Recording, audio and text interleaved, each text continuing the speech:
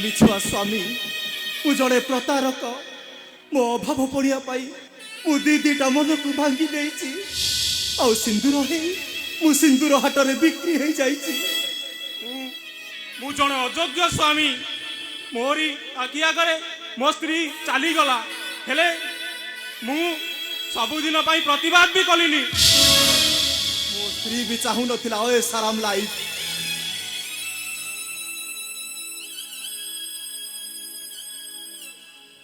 स्वामी ससुर को देवता भलिया पूजा करुतिला आ दियर को पुओठु भी अधिक स्नेह करुतिला हेले हेले दैवता सागरे ताऊ साधिला। से दिन बलात्कार परे मो स्त्री अंतसता हला आउ ता औरसर संतान ता गर्भरे पड़िबो ए कथा स्वामी होई मु सही थांती केमिति आवर्षण करने को मु बारंबार बाध्य कली शेषरे ताकू मु तंटिया मारी घर काढ़ी देली। सेटा कौन मो स्वामी पणिया मो पुरुषत्वर पराकाष्ठा एटा टंका पाई मु सिंदूर हाटरे बिक्री हो गली आउ मु बंची थाउ थाउ मरी जबार मिछ गुजब सृष्टि कली आउ बिचारीटा को समस्त मिसी विधवा सजाई देले। हे भगवान मु बंची थाउ थाउ मो स्त्री रो विधवा रूप देखिबी केमिति से परिवार पाई एते दान कला परे मु स्वामी होई तार प्रतिदान देइछि कोन खाली ताड़ना लांछना प्रतारणा ना मु गोटे कलंकित स्वामी गीत अध्याय को एठी शेष कर देबा को चाहे आवश्यक नहीं मोर बंची रहिबा मो भूल पाई मु प्रायश्चित करिबी। पारिबो तमे मो जीवन रो शेष रास्ता मो आत्महत्या को बाची नेछि आ तमे आस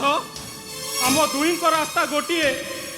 एई विष बोतल टिके टिके विष पी आमे आत्महत्या करि दबा। से विष बोतल मते टिके दियो। अरे एमिति कांदी कांदी नुहे हसी हसी आमे दुए आम निज हाथ आम जीवन को समाधि दे दबा आउ हसी हसी कहिबा हे मनीष कांदी बास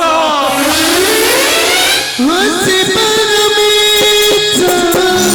अभिनय काले नहमे राही पजती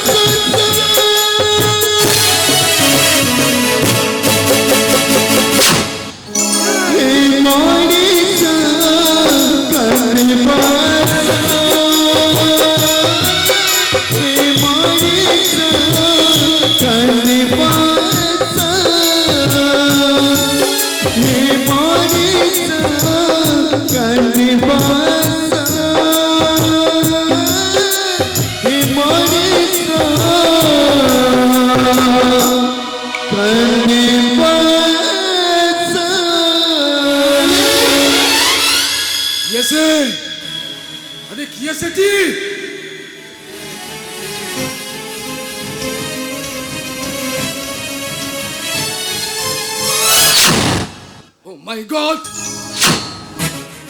अरे ये तो এই দুই নায়ক এই কাহিনীর এমানক জীবন যদি এইটি এমতি সমাধি পাই দিব এই কাহিনীটা তো অধা রহি দিব না এই দুই নায়কଙ୍କୁ মতে যেমিতি হেলে কি বঞ্চেବାକୁ পড়িব यस आई मस्ट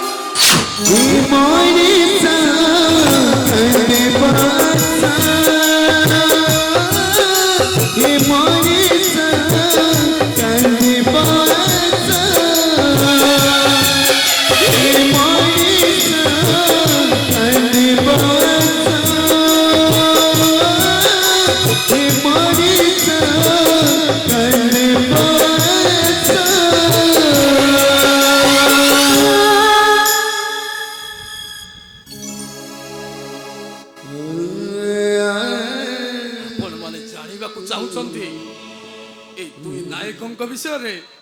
ଆସନ୍ତୁ ଆମେ ଫେରିଯିବା ସେଇ 20 ବର୍ଷ ତଳର ଅତୀତକୁ। हाथी परमेच्छा आगे लहबे राय पकड़े एमते पाना जी पर बाते मनता हुए नकीची कर करते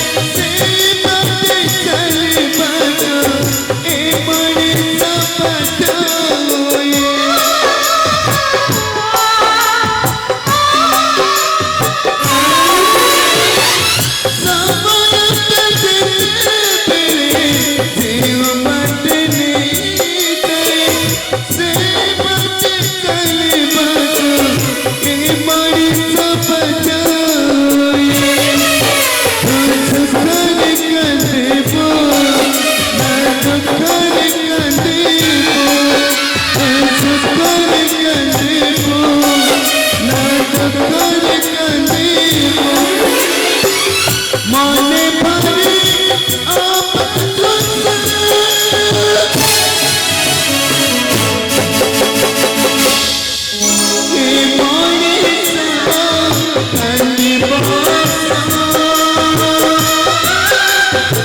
माने गंदे हे माने गंदे हे माने गंदे